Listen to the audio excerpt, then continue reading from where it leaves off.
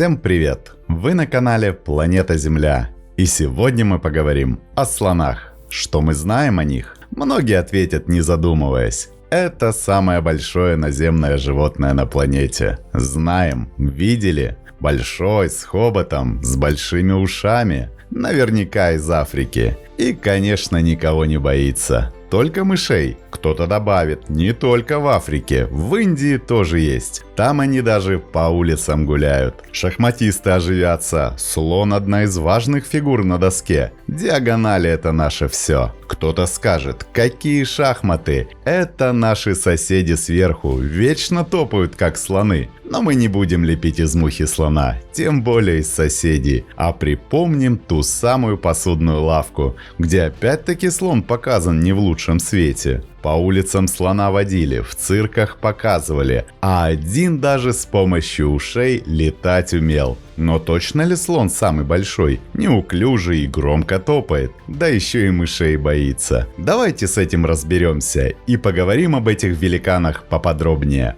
Поехали! Настоящее древо слонов родом из Северной Африки, из теплого и зеленого Эоцена. А это около 55 миллионов лет назад. Именно тогда на арену вышел первый еще не слон, но уже почти меритерий. Он был небольшой и жил в болотах. Внешне меритерии напоминали тапира. Больше обитали в воде, чем на суше, и питались растениями. Короткие ноги, большие губы, возможно, даже зачаточный хобот. Но меритерий был не один, были десятки странноватых, теперь вымерших слонов. Они населяли леса, болота, берега рек. Их называли пробосцидами или хоботные. Почти у всех у них хобот рано или поздно появлялся, как эволюционное чудо. Эритерий, фосфатерий, дауитерий, нумидотериум, баритерий в свое время шагали по земле. Например, дейнотерии – древнее и давно исчезнувшее семейство хоботных, обитавшее на Земле с олигоцена до начала плейстоцена. Эти гиганты прошлого были не последнего размера. Вес некоторых особей превышал 10 тонн. У дейнотериев не было резцов на верхней челюсти, в то время как резцы нижней челюсти превратились в бивни средних размеров.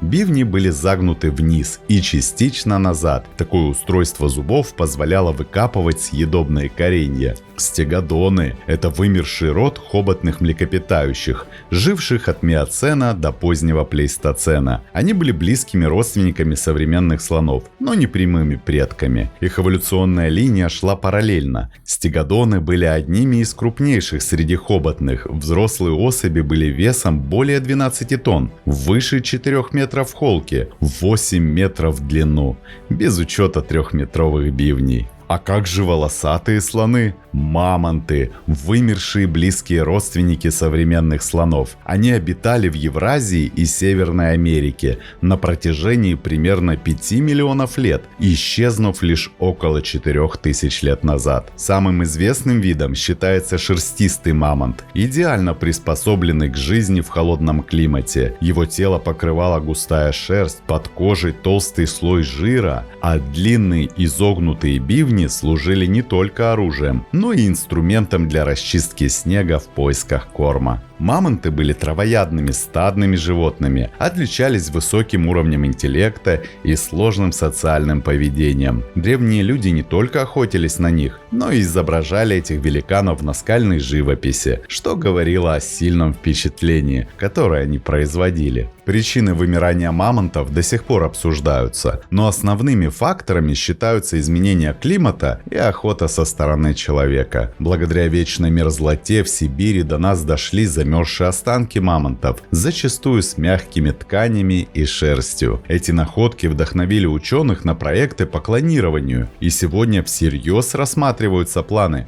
по частичному воскрешению мамонта с помощью генной инженерии. И на данный момент элефантиды или слоны – это единственное ныне живущее семейство из отряда пробосциды, включающее всех современных слонов и их ближайших вымерших родственников, в том числе мамонтов. Сегодня в живых остались только 3 вида – азиатский слон, африканский саванный и африканский лесной. Азиатский слон или индийский – один из 3 современных видов слонов и ближайший живой родственник вымерших мамонтов. Хотя обитает он не только в Индии. Он обитает в Южной и Юго-Восточной Азии, Шри-Ланке, Непале, Мьянме, Таиланде, Лаосе, Камбодже, Вьетнаме, Малайзии, на Суматре и слабо сохранившейся популяции на Борнео. Это крупное травоядное животное. Высота в холке составляет до 3,5 метров, масса до 5 тонн. Азиатские слоны обитают в лесистых и холмистых регионах, питаются травой, листьями, корой, плодами. За сутки взрослый слон съедает до 150 килограммов растительности. В природе живут семейными группами под руководством старшей самки – матриарха. Азиатский слон на протяжении тысячелетий использовался человеком в войнах, строительстве, перевозках и религиозных церемониях. В Индии он считается священным животным, а бог Ганеша изображается с головой слона. А Африка – это единственный континент, на котором до сих пор в дикой природе живут 2 разных вида слонов.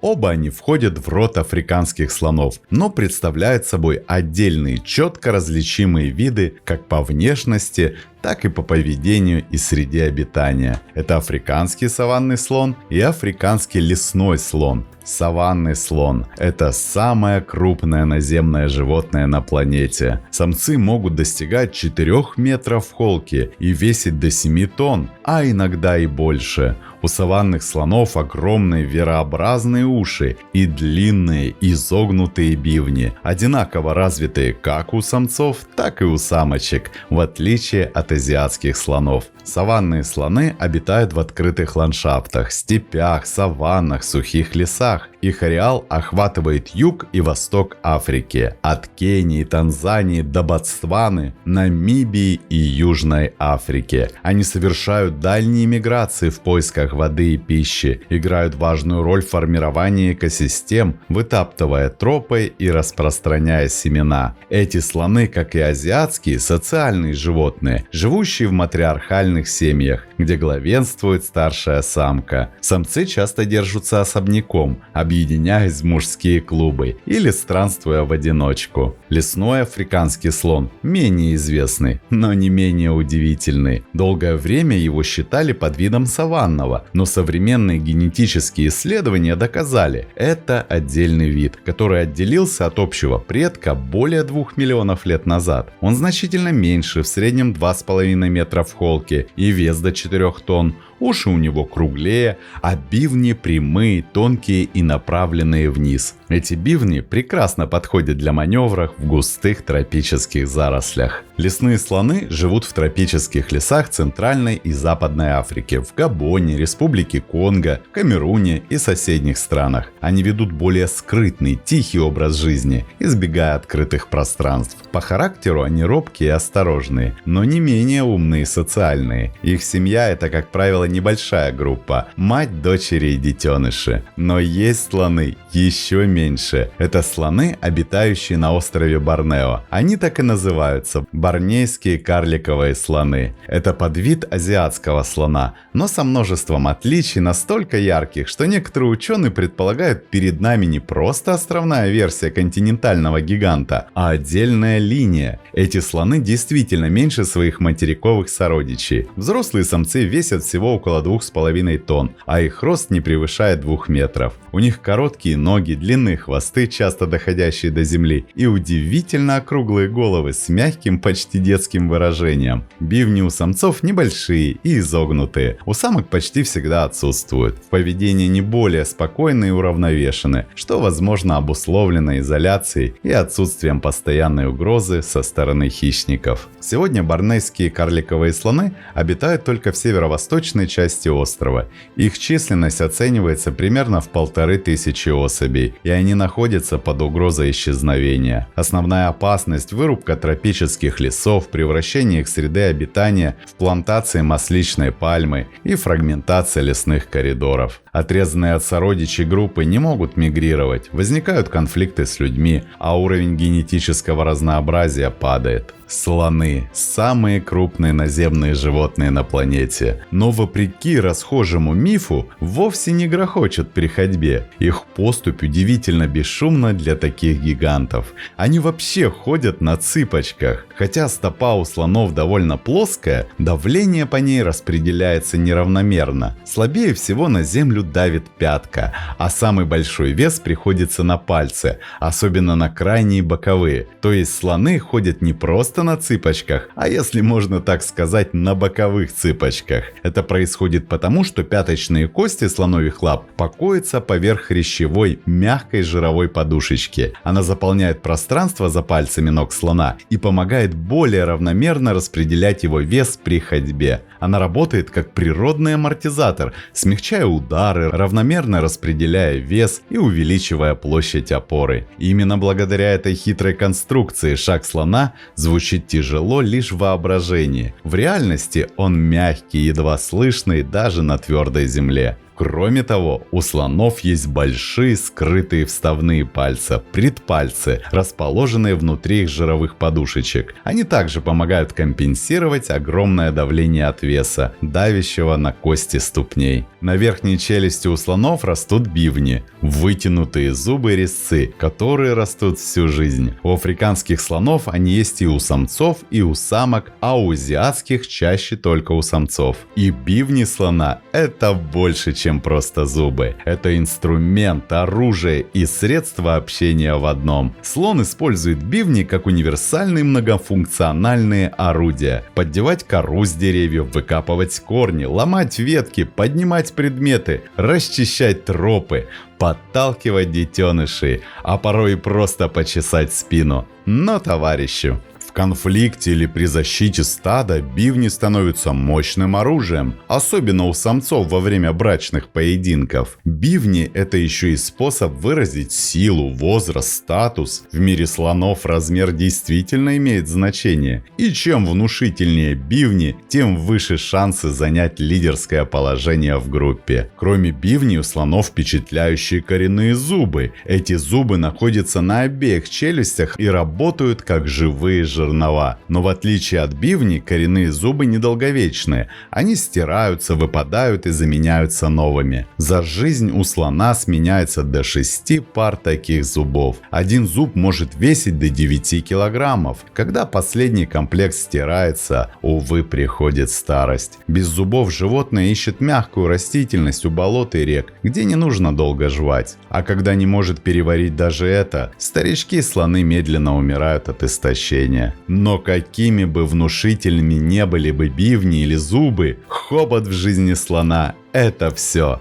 Хобот – это верхняя губа, сросшаяся с носом, превращенная в гибкий мускулистый орган, состоящий из десятков тысяч отдельных мышц. Он не содержит ни одной кости, но при этом невероятно силен. Взрослый слон может с его помощью вырвать с корнем дерево или отразить нападение хищника. Вес хобота у крупного самца может достигать 140 килограммов, а точность движения поражает. Он способен подобрать монетку с земли или сорвать лепесток. Хоботом слон может набрать воду и превратить ее в фонтан. Нет воды, устроим себе пылевую баню. Слон может набрать им пыли или грязи и смачно плеснуть себе на спину или бока. Эти пылевые ванны не только охлаждают и защищают от солнца, но и помогают от зуда и назойливых паразитов. С помощью хобота слон питается, пьет, добывает воду в засуху, роет ямы, трогает, гладит, обнимает, предостерегает, нападает, нюхает, дышит и даже дудит. Хобот становится музыкальным инструментом. Когда слон трубит, голос его звучит мощно, гулко и далеко, разносясь по саванне.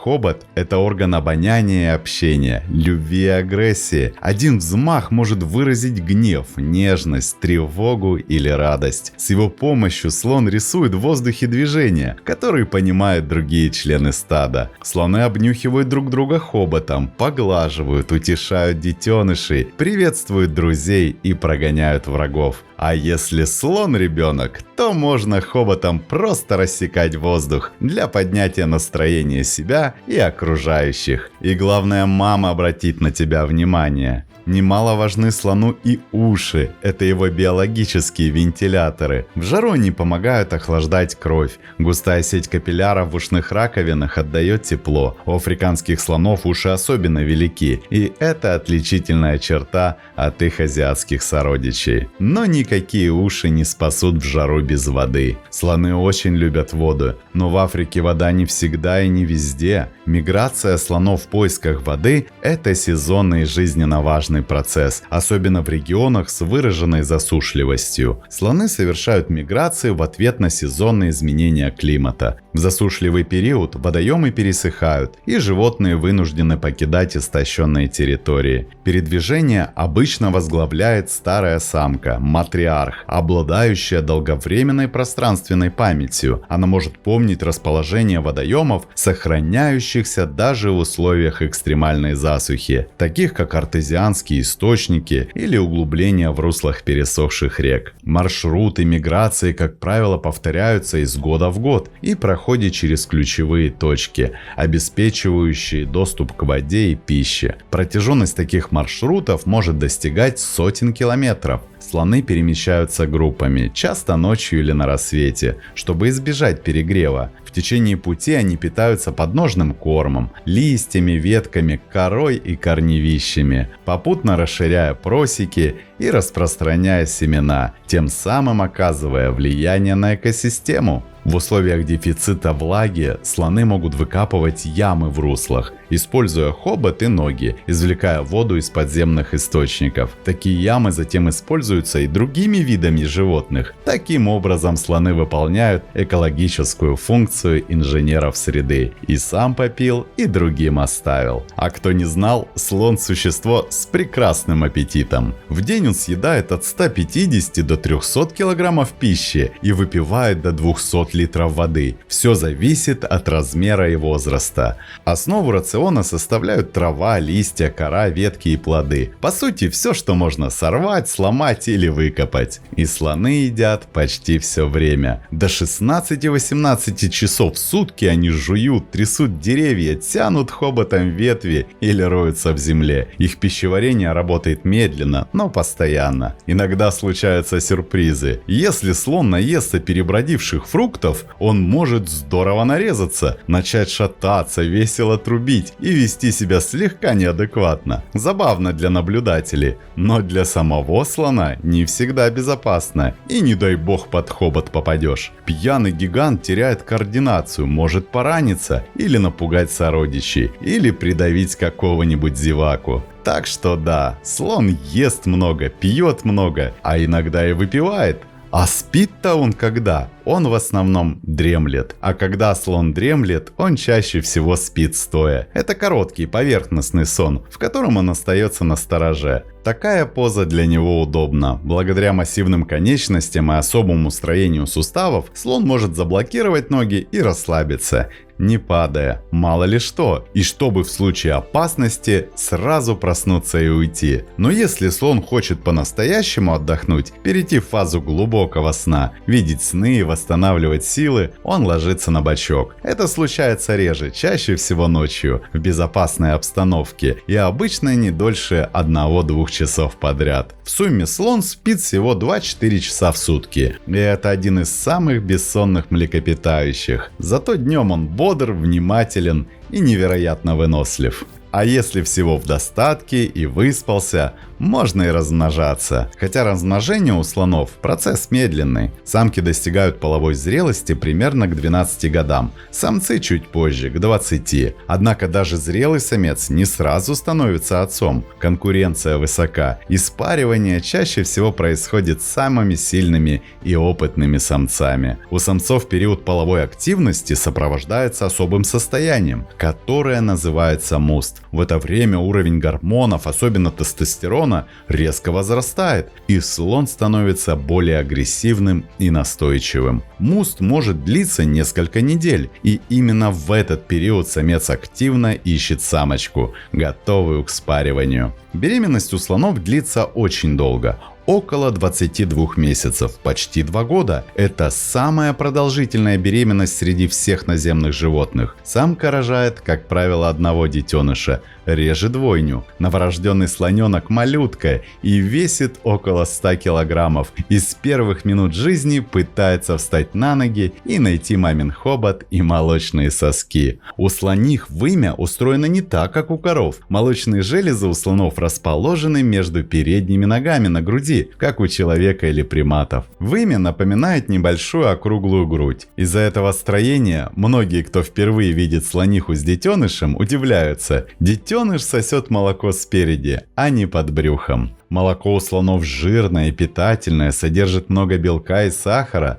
что помогает детенышу быстро расти. Слоненок питается молоком примерно до 3 лет, но может продолжать сосать и дольше, особенно если мать не беременна снова. Все это время он постепенно переходит на взрослую пищу – листья, траву, веточки, но вымя остается для него источником не только еды, но и комфорта, связи с мамой. Все это время слониха, а также другие самки стада, чаще всего родственницы, заботятся о детеныше, обучают его, защищают и социализируют. Слоны – животные с развитой социальной структурой, и процесс воспитания у них коллективный. Молодежь учится, наблюдая за взрослыми, и постепенно перенимает опыт. Слоны только со стороны существа молчаливые, но далеко не немые. Их язык древний, многослойный, простирающийся за пределы звуков, различаемых человеком. Это язык прикосновений, поз, запахов, инфразвуков и даже вибраций земли. Он соединяет стада, матерей и детенышей, друзей и соперников, даже если между ними километры и дни пути. Тактильный контакт – одна из важнейших форм общения у слонов. Они приветствуют друг друга, нежно обвивая хоботы, словно пожимая руки.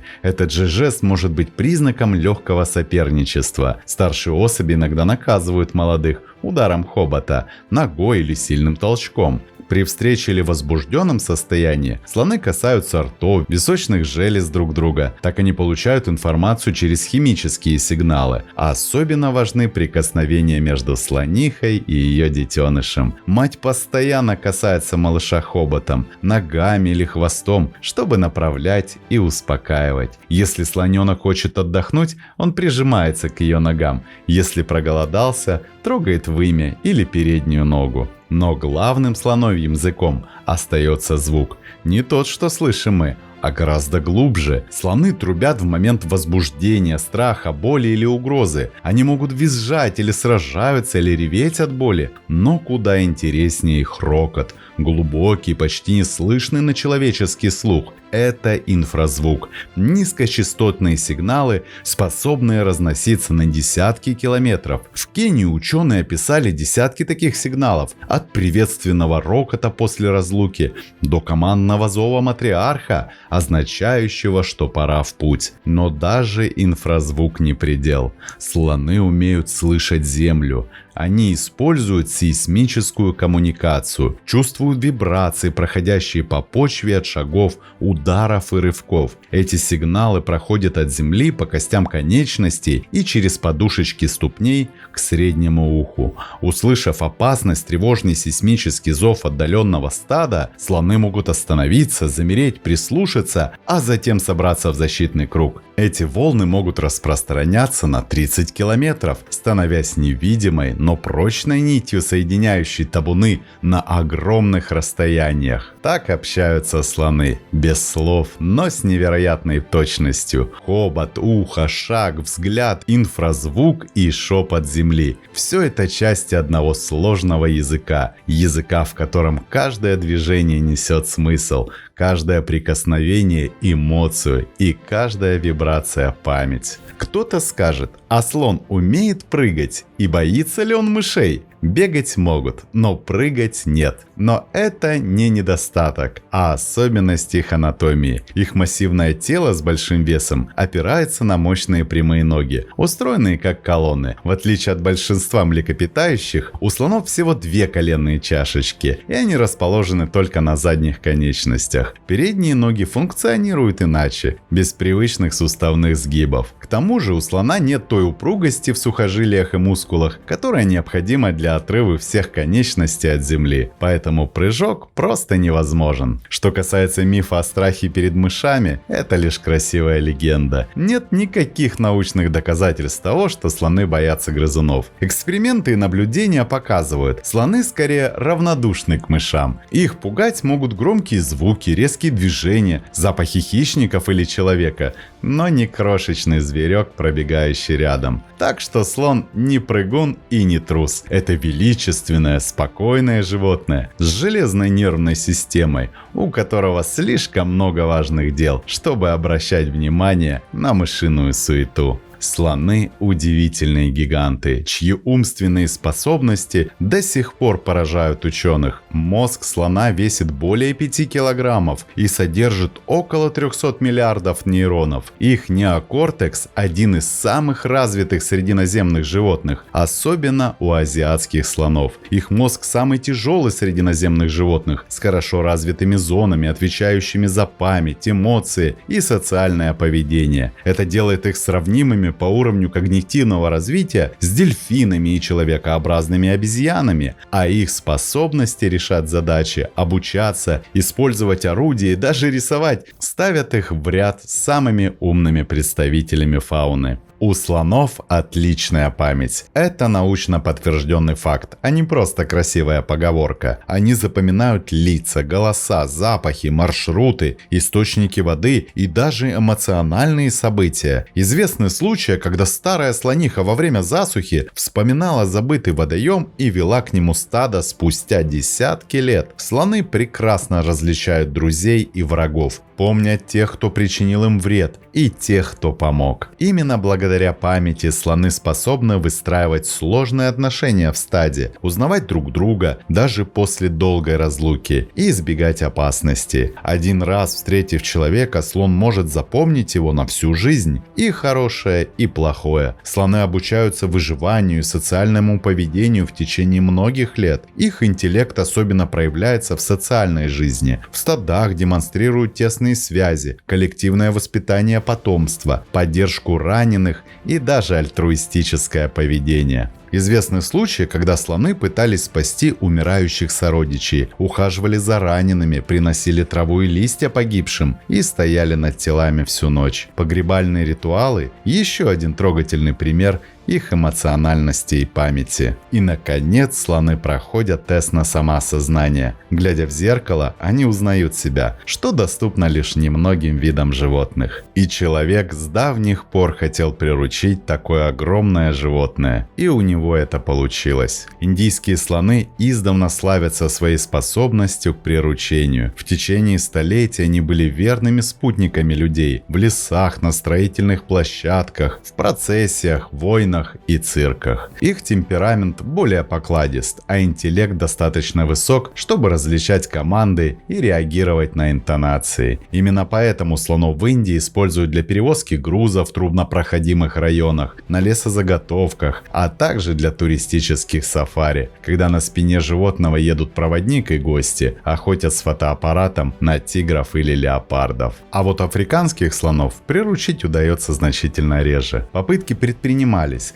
Одна из самых известных — станция по приручению слонов в Гонгала-на-Бодио в национальном парке Гарамба на территории современной республики Конго, действовавшая с начала 20 века до 70-х годов. Но прирученные африканские слоны всегда оставались куда более непредсказуемыми. Да и вообще, даже самые ласковые прирученные домашние слоны могут быть опасны. Это не собака, не лошадь и уж точно не овечка. Это же слон, это 5-6 тонн мышц, костей, инстинктов и памяти. Он может быть терпеливым, дружелюбным, даже нежным. Но если что-то пойдет не так, страх, раздражение, боль, внезапный шум или воспоминание о травме, слон может вспыхнуть. И тогда рядом окажется не добрый великан, а неудержимая сила. Даже в цирках и храмах, где животные живут бок о бок с людьми годами, случаются трагедии. Один толчок, один выпад хобота, один удар бивнем, и человек не успеет даже понять, что произошло. Не потому что слон злой, а потому что слон — это не игрушка и не домашнее животное. Это дикое существо с собственной волей, эмоциями и огромным весом и силой. Много трагических случаев было связано с цирками. Например, слониха Топси, убившая 3 людей. Ее завезли в США в конце 19 века, и долгое время она выступала в бруклинском парке развлечений Луна-парк на Кони-Айленде. Там, по разным данным, она убила 3 человек. Одного из них якобы за то, что тот попытался потушить об нее сигарету. И многие историки считают, что поведение Топси было следствием систематического жестокого обращения и условий содержания, которые иначе как ужасными назвать сложно. В 1903 году владельцы парка решили от нее избавиться. Публично, с размахом на глазах 1500 зрителей. В это сложно поверить, но слонов раньше казнили, в том числе через повешение, как, например, азиатскую слониху Мэри в 1916 году. Но в случае с Топси выбрали другой, новый способ – электрический ток. Ее привязали, накормили морковью, начиненной цианидом,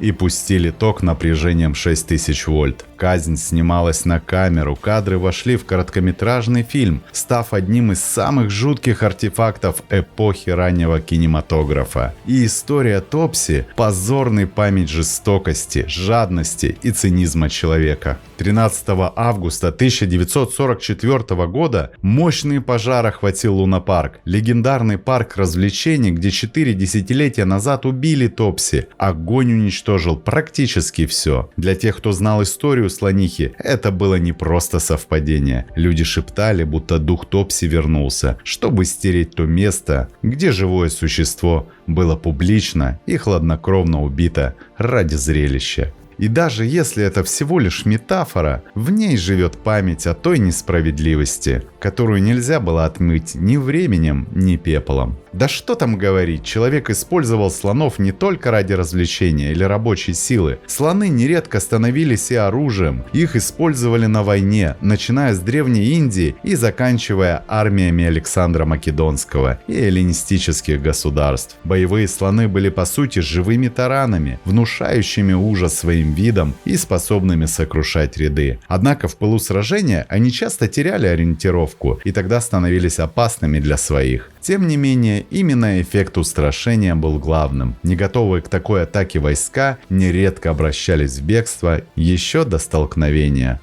Но человек не только укротитель, но и охотник. Если прирученный слон работал на него, то дикий слон становился трофеем. До появления огнестрельного оружия охота на слона была делом опасным и по меркам людей героическим. Современная охота на слонов – сафари для богатых. Она дорого стоит, тщательно контролируется профессионалами и почти не несет опасности. Клиенту дают выстрелить, но если что-то пойдет не так, сопровождающий всегда рядом, чтобы добить раненого исполина. Так трагедия становится спектаклем. И даже в наше время слоны нередко становятся жертвами браконьеров, охотящихся за слоновой костью. На протяжении веков слоновую кость ценили как символ роскоши. Из нее делали делали шахматы, фигурки, клавиши пианино, украшения и религиозные предметы. В 19 веке тысячи животных уничтожались ежегодно. Спрос на слоновую кость стал катастрофой. В 20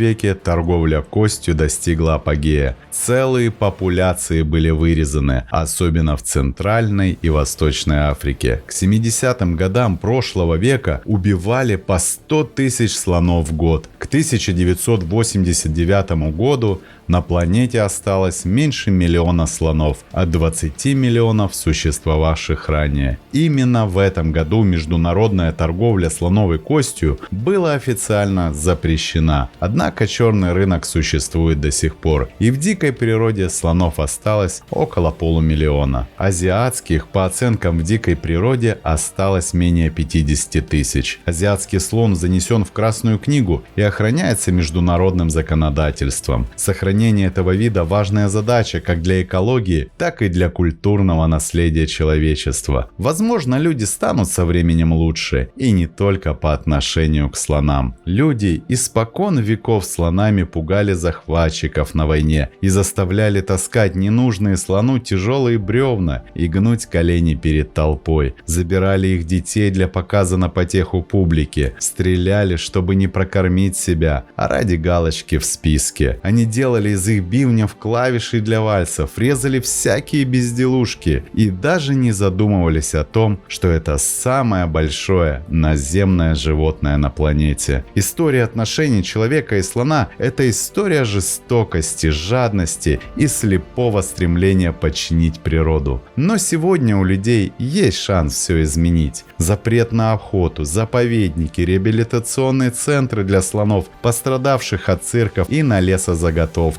– это первые шаги. Все больше людей начинают видеть в них не инструмент, а равноправных обитателей Земли. Возможно, человечество станет милосерднее не только к ним, но и ко всей природе. Ведь, как говорил Лао Цзы, тот, кто теряет благоговение перед жизнью, теряет и себя. А благоговение – это глубокое, почти священное чувство уважения, почтения и внутреннего трепета перед чем-то величественным, значительным. Это состояние, когда человек ощущает себя маленьким перед чем-то великим, будь то жизнь, природа, любовь или слон. Гигант нашей Земли по сравнению с маленьким человеком. Но слоны об этом не скажут. Они все идут неторопливо, как будто знают. Спешка – дело людское. Их тела холмы, их уши колышутся, как паруса, ловя ветер, и они уходят дальше, за горизонт, в поисках воды. И в их пути есть особая красота, величественная и древняя. Красота силы, терпения и верности земле, по которой они идут столетиями. Смотрим, слушаем, записываем, подписываемся. Не забываем ставить лайки и делиться этим видео с друзьями. Это очень помогает продвижению. С вами канал Планета Земля.